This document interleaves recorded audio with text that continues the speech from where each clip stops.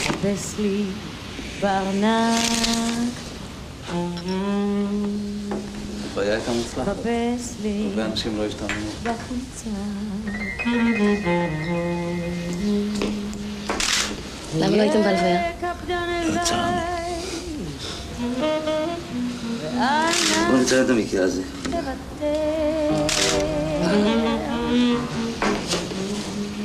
אולי יש בי רימון, אתה חושב שצזר התחתן איתי? אולי יש בי פצצה.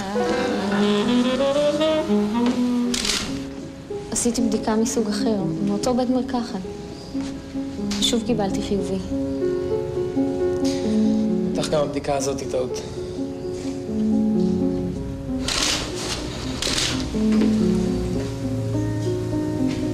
פוחדת מהמוות. כמו כל אדם אחר.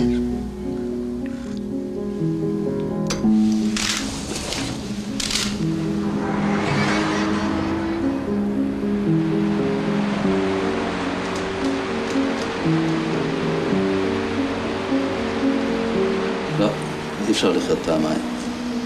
אפילו דוסטויבסקי חי רק פעם אחת.